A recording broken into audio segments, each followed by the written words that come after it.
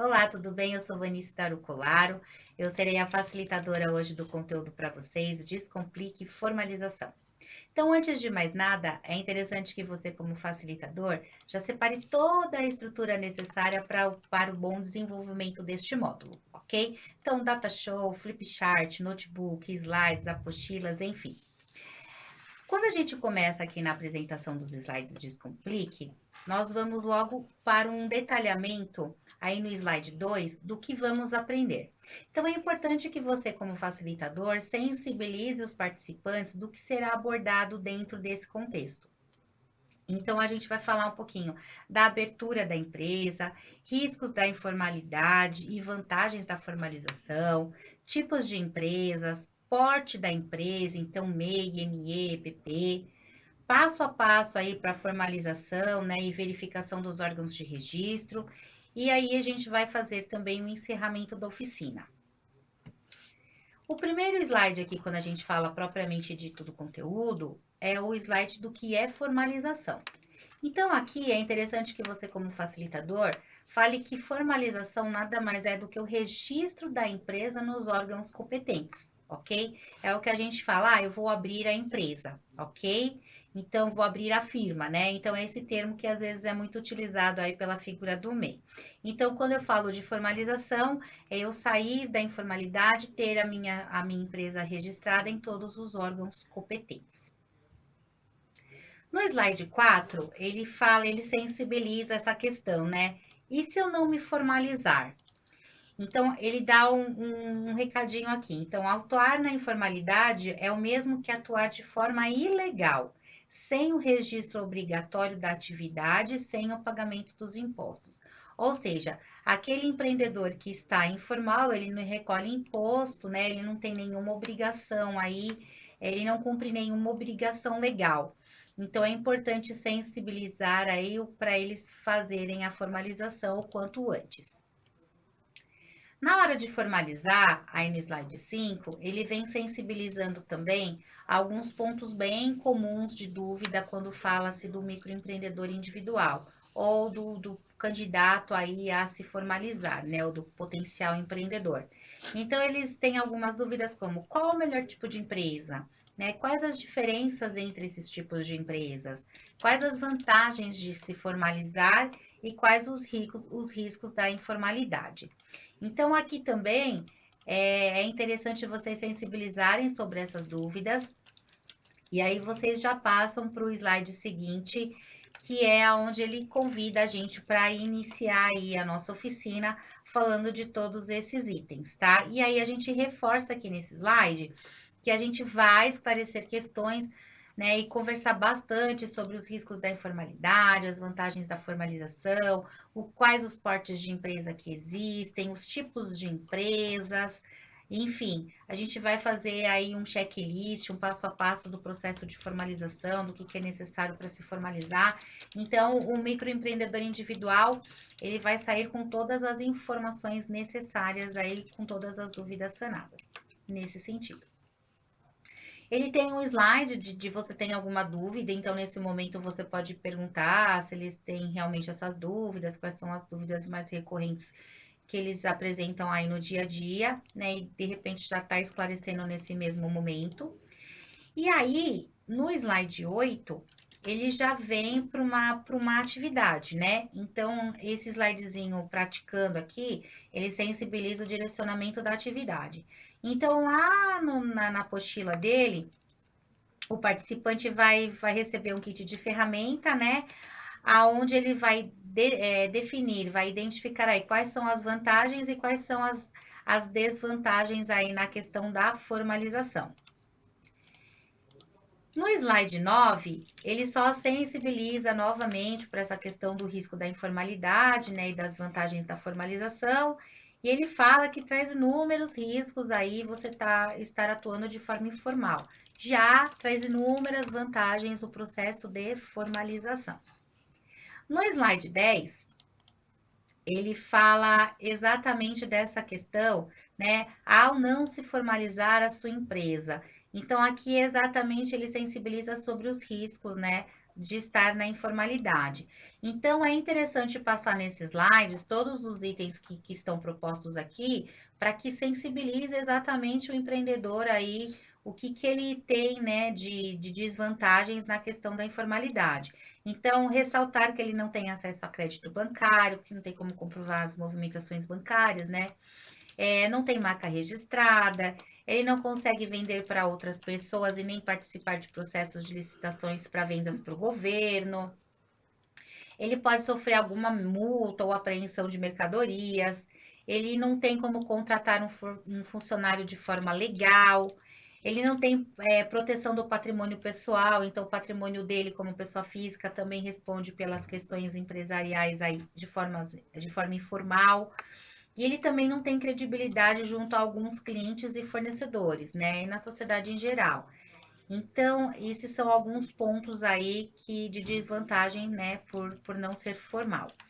Aí ele dá continuidade ainda em outras desvantagens, né? Então, não compra mercadorias com melhores preços e condições de pagamentos. Ele não pode emitir nota fiscal, né? Não tem CNPJ. Ele pode perder alguns clientes, algumas vendas em virtude disso. Ele não tem nenhuma cobertura, né, nas questões previdenciárias. A questão da responsabilidade civil e penal, de ele não estar atendendo uma questão jurídica, né, de estar formalizando, né, já que ele está com uma atividade comercial. Ele não tem direito aos benefícios previstos na lei, né, no caso da lei complementar, que a gente vai falar bastante aqui de MEI, ME e EPP. Então, a lei complementar 123 também é importante falar para eles sobre isso, que ela diz aí quais são os benefícios, tá? Para esses tipos de portes de empresa. Impossibilidade de crescimento, né? Porque eu não pego crédito, não consigo comprar mais barato, então isso são alguns fatores aí que dificultam, né? Que impossibilitam o meu crescimento e a questão da insegurança jurídica, né? Então, nunca sei se a fiscalização vai aparecer, fico com essa questão da insegurança mesmo. Depois que a gente detalhou em todos esses tópicos, todas as desvantagens da informalidade, a gente vai destacar as vantagens da formalização. Então, quando ele se formaliza, ele tem acesso a crédito, ele pode registrar a marca da empresa dele, ele pode participar de processos de licitação e vender para fazer vendas para o governo, ele tem credibilidade junto a clientes e fornecedores, pode até comprar mais barato, ele tem a questão de poder emitir a nota fiscal, né, para o cliente. Ele não perde vendas por conta da informalidade, exatamente isso. Às vezes, eu não tenho nota, eu perco a venda. Aqui não, né? Ele já tem essa questão, esse direito aí garantido. Proteção do patrimônio pessoal do empreendedor, então aqui também já há separação dos bens pessoais com os bens da empresa. Ele pode contratar empregados de forma legal, registrado, tudo certinho. E às vezes ele tem também uma facilidade aí na compra de mercadorias com preços menores de fornecedores, tá?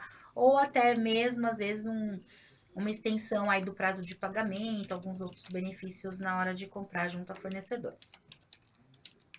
Continuando aqui algumas vantagens no slide 13, ele também reforça a questão de já ter, neste caso, a cobertura previdenciária, né? Então, se tiver auxílio maternidade, doença, essas questões ele já está suportado, né, pela legislação, ele já tem esse suporte da legislação.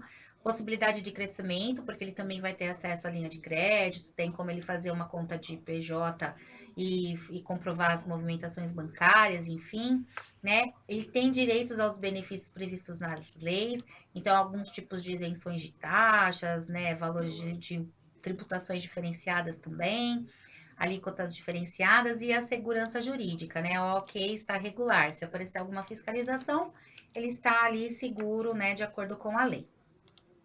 Sensibiliza de novo um slide se o pessoal tem alguma dúvida, né? É interessante você perguntar e esclarecer as dúvidas nesse momento, para aí a gente começar de fato a ver os tipos de empresas, né?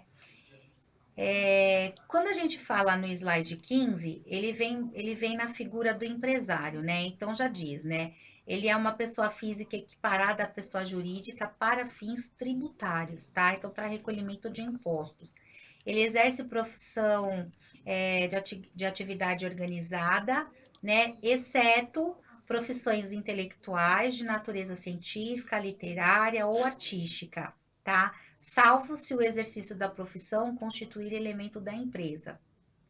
Então, isso também é um ponto muito importante de a gente ressaltar aqui.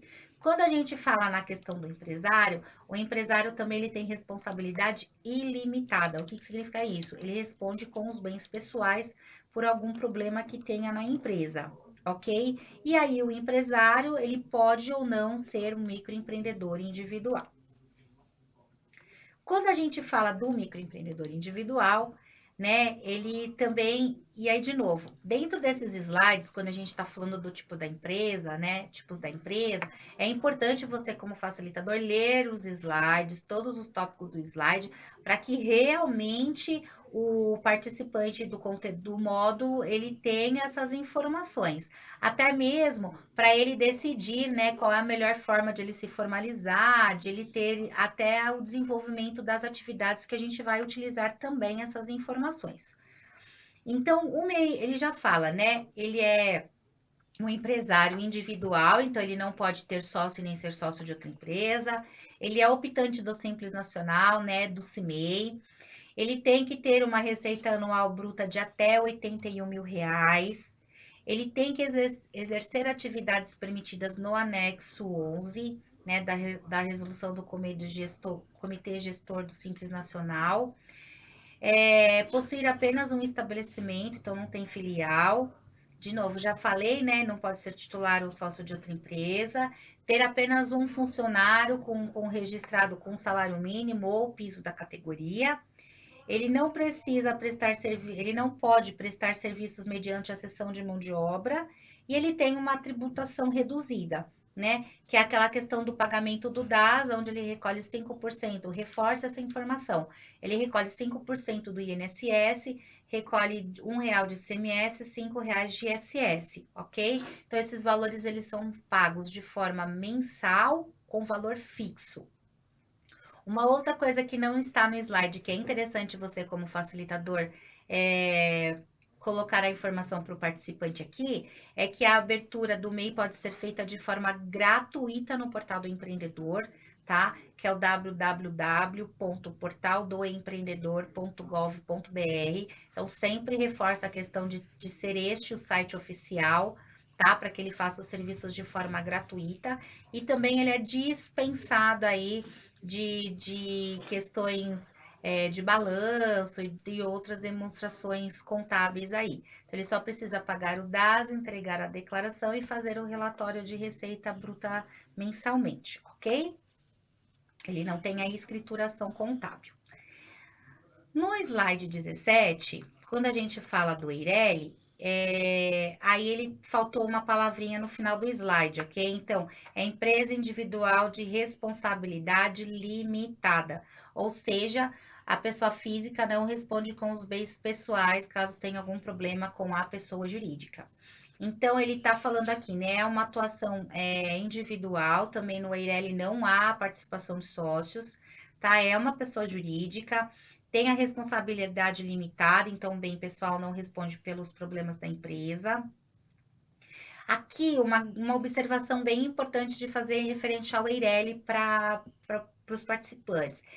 Para ser enquadrado como Eireli, ele tem que ter 100 salários mínimos para capital social, tá? Integralizados, ou seja, comprovados. Então, para ele abrir a empresa, ele tem que ter o valor de 100 salários mínimos, tá? Ele tem que também exercer, ele pode exercer atividade econômica de indústria, comércio ou serviços, ou prestação de serviços intelectuais de natureza científica, literária ou artística, tá? E aí ele vem só um briefingzinho aí, um adendo que ele protege o patrimônio pessoal do empreendedor, ok? Quando a gente fala da sociedade empresária, aqui ele já fala, né, que a atuação é em sociedade, então o próprio nome já diz, né, de 2 ou mais sócios. Também é uma pessoa jurídica, também tem a responsabilidade limitada, né? A pessoa física não responde com os bens pessoais para problemas da empresa. Ela não exige capital social mínimo, tá? Salvo algumas exceções. e ela pode ter exercícios de atividades econômicas de indústria, comércio e serviços, exceto serviços intelectuais de natureza científica, literária ou artística. Um ponto que eles colocam aí é que a sociedade limitada é a espécie da sociedade empresária mais utilizada no Brasil, ok? Que aí faltou um pedacinho aqui da informação no slide, mas lá no manual está isso tudo certinho, principalmente do material do participante.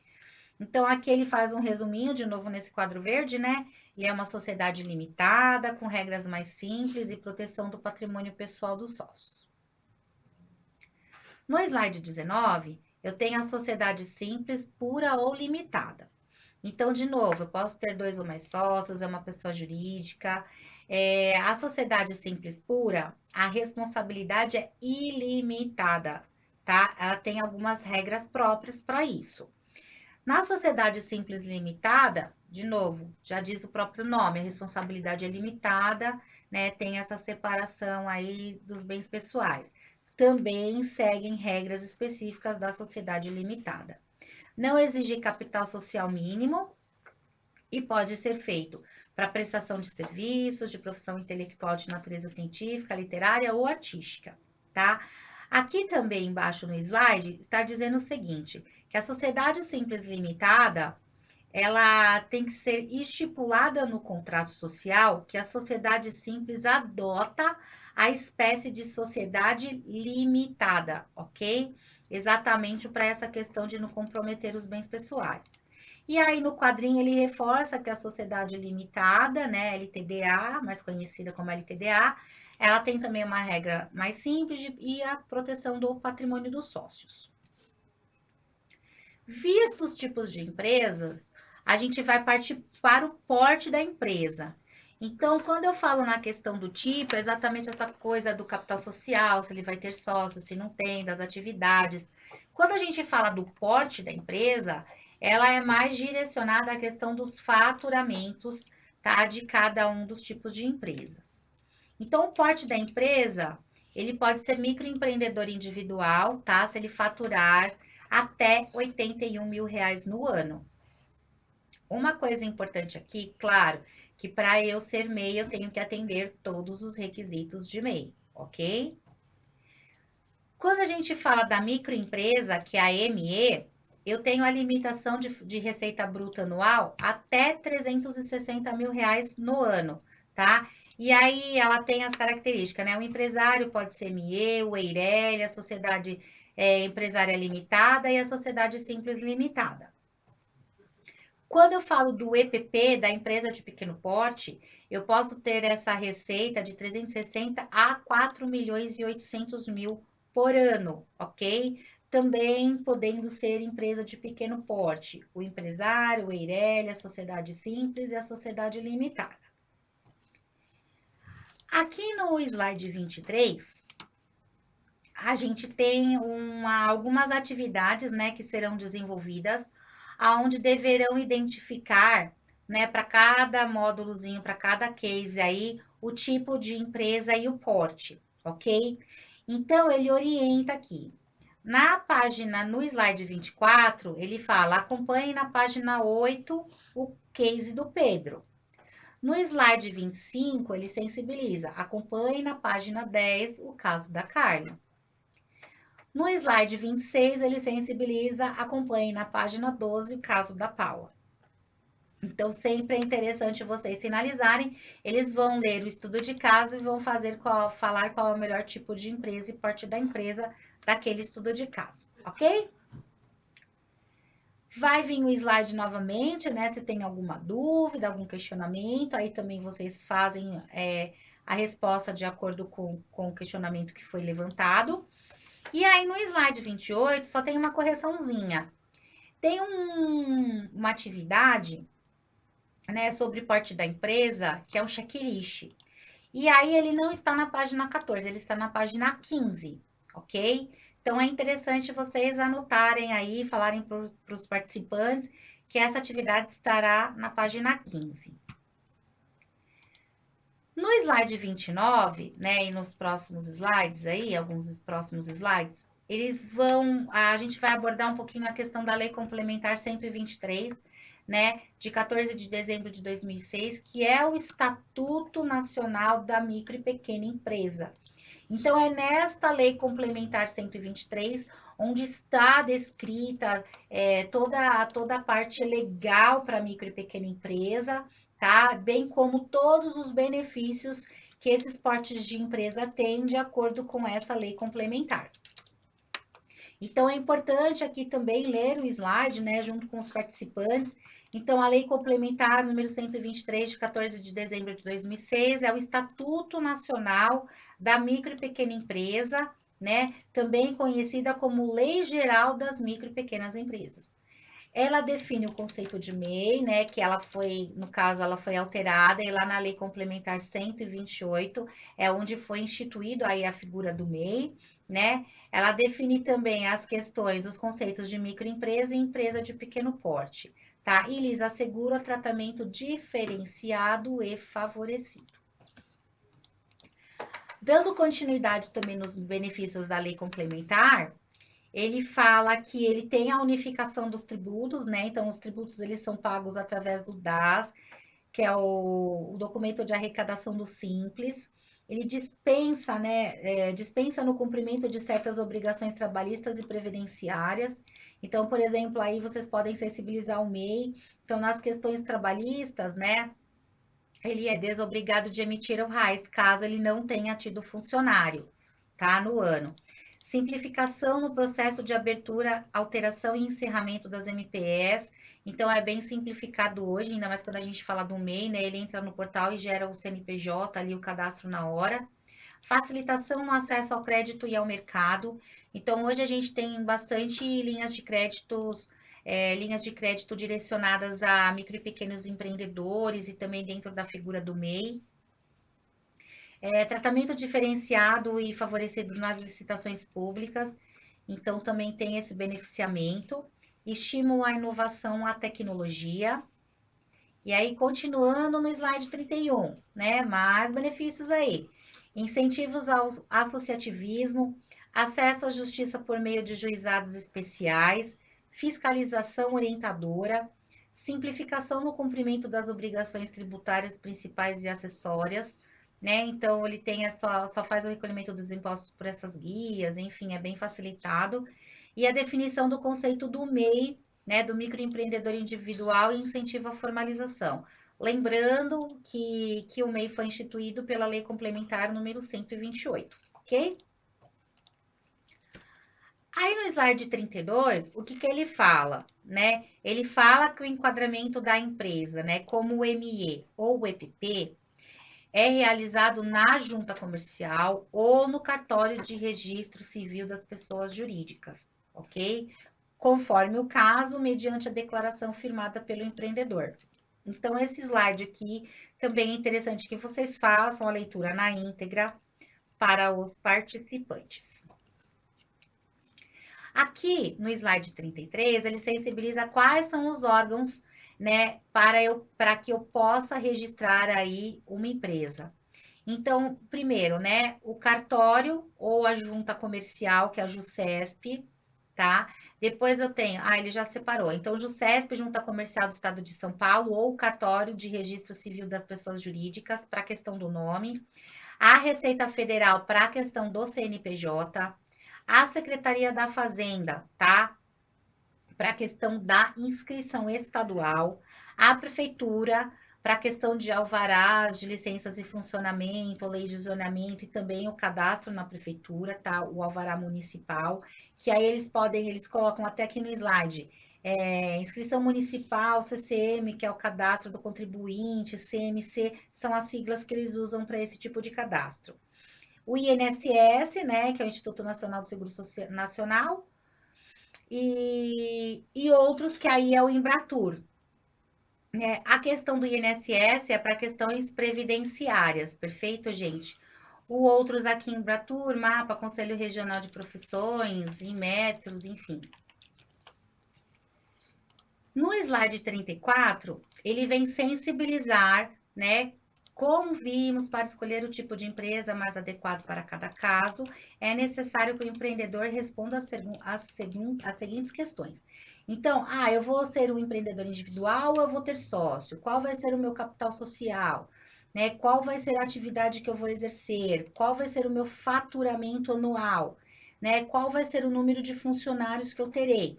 Então, essas perguntas aí são perguntas básicas, tá? Para que o futuro candidato aí, o candidato a empreendedor faça a escolha de forma assertiva do melhor tipo de empresa. No slide 35, ele vem sensibilizar de novo, né, aquelas perguntinhas, então ver se alguém tem alguma dúvida para que você, como facilitador, consiga responder.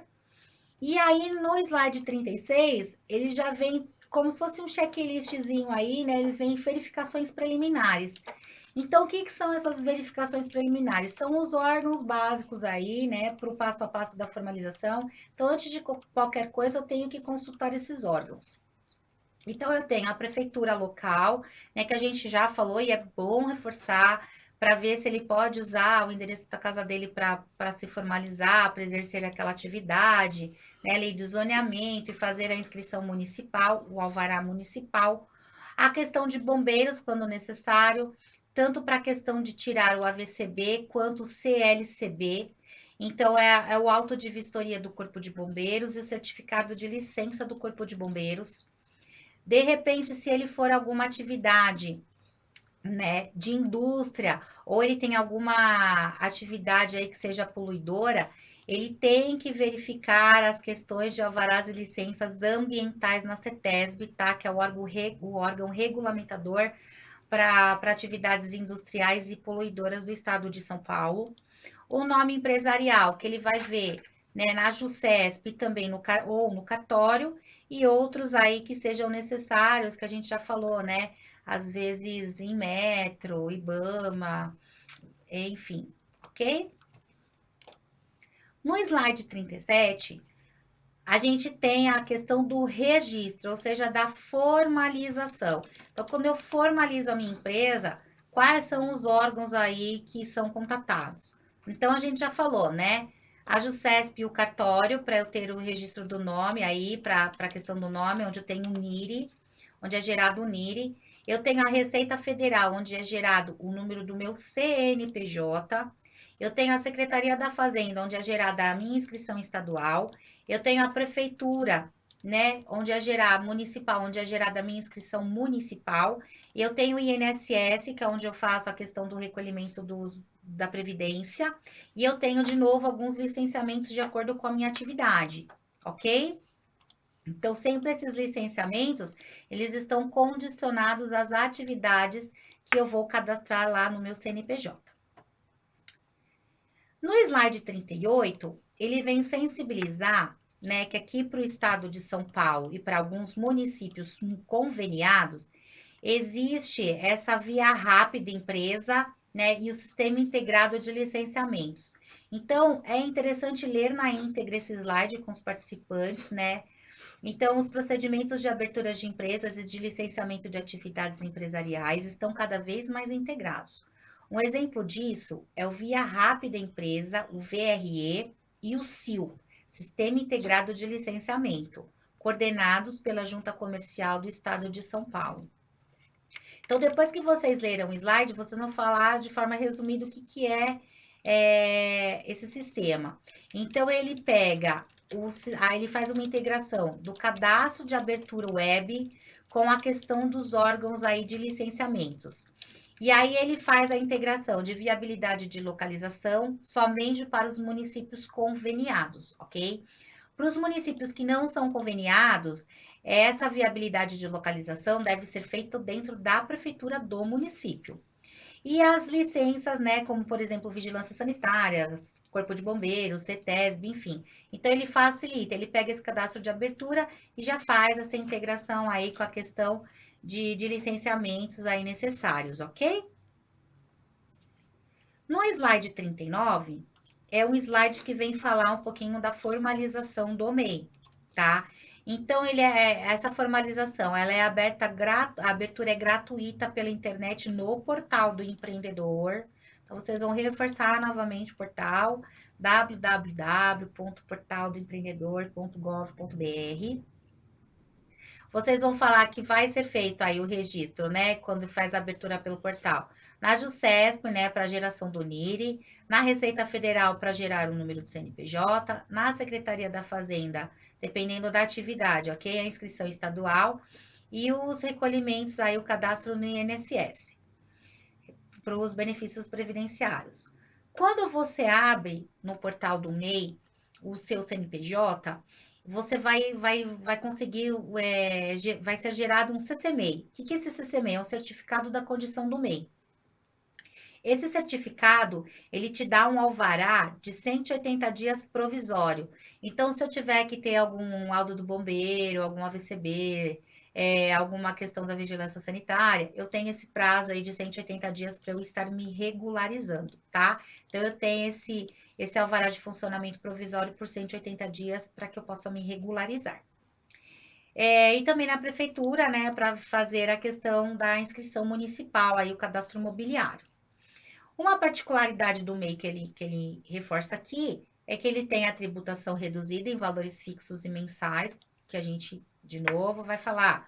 Então, ele tem aqui hoje, né, 5% do salário mínimo, que equivale a R$ 49,90 de INSS, R$ 1,00 de ICMS, no caso, se ele tiver as atividades de indústria, comércios e serviço de transporte intermunicipal e interestadual, e o ISS no valor de R$ 5,00, caso ele seja um prestador de serviços. E aí ele também reforça que ele dispensa a questão da escrituração contábil e também do balanço patrimonial, tá? No slide 50, ele fala também que na formalização tem alguns pontos bem importantes aí a serem analisados, tá? A escolha do imóvel, então é interessante também ser bem assertivo nessa questão do ponto comercial, para ver se pela lei de zoneamento você pode ou não exercer a sua atividade naquele endereço. Ver a questão do contrato de locação do imóvel, né? Que seja um contrato comercial, para que você seja liberado a fazer essas atividades nesse endereço. No caso de sociedade, ficar bem atentos à questão do contrato social, tá? Ficar atento também à questão do registro da marca, contratação de empregados, a questão da contabilidade. Então, o MEI, ele tem essa questão bem simplificada de fazer a emissão do DAS, a entrega da declaração e o relatório de receita bruta mensal. Agora, no caso já da ME e EPP, é interessante vocês pegarem aí o auxílio contábil, exatamente pelas obrigações que vocês terão. E também a questão das notas fiscais. No slide 41, ele também está direcionando a gente para fazer uma atividade lá na página 24, tá? Então, essa atividade é sobre os passos para a formalização de empresas. Então, é interessante também direcionar os participantes para que eles desenvolvam essa atividade. Ele vai falar, né, na questão, se a gente tem alguma dúvida aí no slide 42. Então, a gente vai estar tirando algumas dúvidas que surgirem dos participantes. E aí, esse slide 43 é onde a gente vai falar. Ah, e aí, pessoal, ficou claro para vocês qual é a importância de vocês se formalizarem, quais são as vantagens da formalização, quais são as desvantagens de vocês continuarem aí informal com as atividades que vocês exercem. Então, é importante sensibilizar e reforçar que eles conseguiram enxergar essas diferenças da importância da empresa formalizada. Outra sugestão que ele fala aqui na questão do slide, né? Faça tudo de acordo com a lei e, se precisar, conte com o Sebrae São Paulo. Então, aí também é interessante que já foi esclarecido as dúvidas, mas caso tenha algumas dúvidas, eles podem estar acionando a questão do atendimento do Sebrae São Paulo. Uma outra coisa bem interessante, quando a gente fala do microempreendedor individual, que é bem legal, dar essa dica você como facilitador para os participantes, é que dentro do portal do empreendedor tem uma área de perguntas e respostas. Então, às vezes, também, se ele se enquadrar dentro do perfil do MEI, né, se essa for a melhor opção para ele se formalizar, ele também consegue, através do portal, ter essas informações aí de perguntas e respostas, ok? Nesse momento, você vai entregar a ficha de avaliação ou certificados, né? Caso seja entregue ali, ou direcionar como é que eles fazem para pegar esse tipo de documentos, a avaliação e o certificado. E aí você vai agradecê-los pela presença e vai desejar sucesso para eles nessa jornada empreendedora.